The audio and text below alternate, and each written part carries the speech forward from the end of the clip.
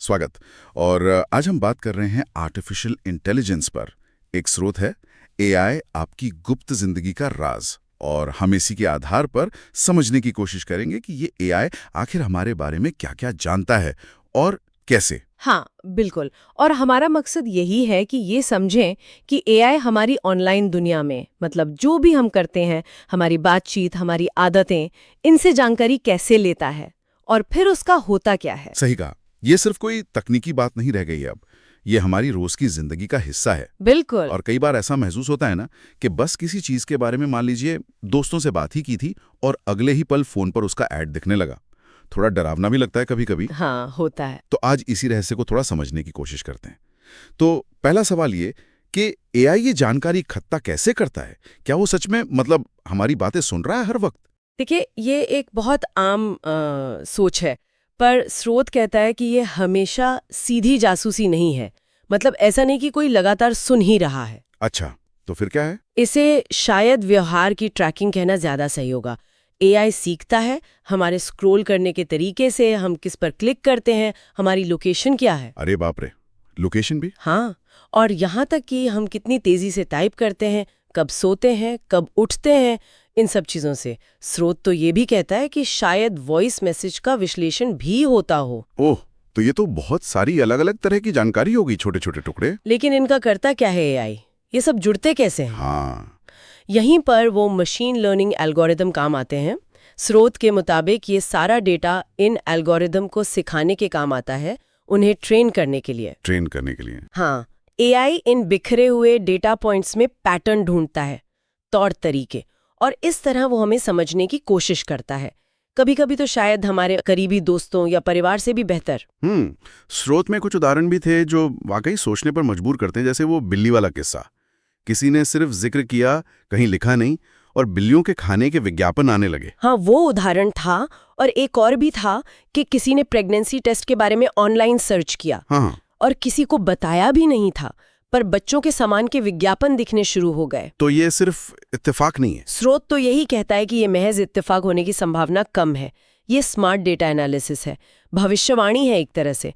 AI इन सब छोटे छोटे संकेतों को जोड़कर अंदाजा लगाता है कि हमें आगे क्या चाहिए होगा या हमारी दिलचस्पी किस चीज में हो सकती है। अच्छा, तो फिर अगला सवाल यही आता है कि एआई ऐसा करता क्यों है?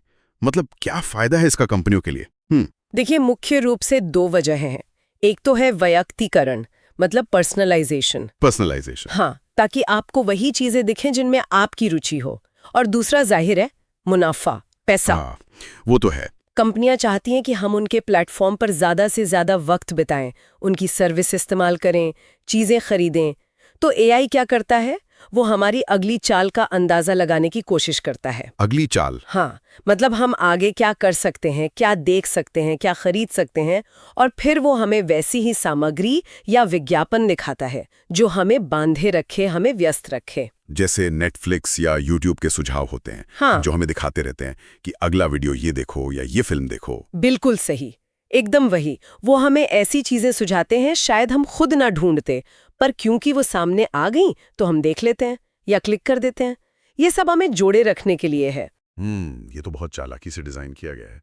तो फिर क्या हम इससे बच सकते हैं? मतलब ये जो लगातार ट्रैकिंग हो रही है, क्या इसे कम किया जा सकता है? अपनी प्राइवेसी थोड़ी बचाई जा सकती है? पूरी तरह बचना, देखिए, आज के डिजिटल दुनिया में वो तो शायद मुमकिन नहीं है, बहुत मुश्किल है। हाँ, लगता तो है। लेकिन हाँ, इसे सीमित जरूर कर सकते हैं, कंट्रोल कर सकते हैं कुछ हद तक। स्रोत कुछ तरीके बताता है। जैसे जो ऐप्स आप इस्तेमाल नहीं करते हैं उनमें माइक्रोफोन की परमिशन बंद कर दें। कई ऐप्स बेवजह माइक्रोफोन एक्सेस मांगते हैं। हाँ, ये तो कर सकते हैं। और ब्राउजिंग करते समय वो जो प्राइवेट या इनकॉग्निटो मोड होता है ना, हाँ, उसका ज्यादा इस्तेमाल करें।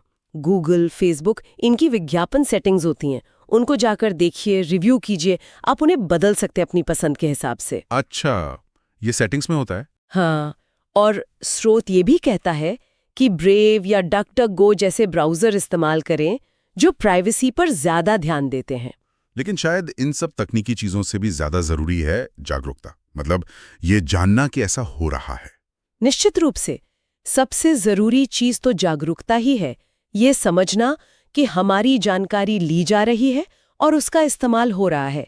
और ये भी याद रखना जरूरी है कि एआई सिर्फ बुरा ही नहीं है। हाँ, ये बात भी सही है। इसके बहुत फायदे भी हैं। ये जानें बचा सकता है, बीमारियों का पता लगाने में मदद कर सकता है, बहुत सारे उबाऊ काम खुद कर सकता है। स्रोत एक बड़ी अच्छी बात कहता है क्या?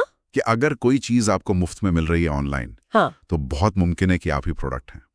आपकी जानकारी ही उसकी कीमत है। वाह, ये तो सोचने वाली बात है। तो इस पूरी बातचीत का निचोड़ क्या है?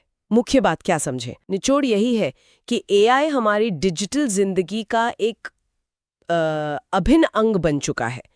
इसे अनदेखा नहीं कर सकते। तो जरूरी है कि हम जानें कि ये काम कैसे करता है, हमारी जानकारी क्यों ली जा रही है, कैसे इस्तेमाल हो रही है, ताकि हम सोच समझकर फैसले ले सकें। बिल्कुल। और जैसा कि स्रोत इशारा कर रहा है, ये एक ज्यादा गहरे सवाल की तरफ भी ले जाता है ना? कि जब टेक्नोलॉजी हमें हमारी इच्छाओं को हमसे भी बेहतर समझने लगे, हाँ। तो फिर कंट्रोल किसके हाथ में है? क्या वो समझ हमेशा हमारे भले के लिए ही इस्तेमाल होगी? ये एक बड़ा सवाल है जिस पर शायद हम सबको सोचने की जरूरत है।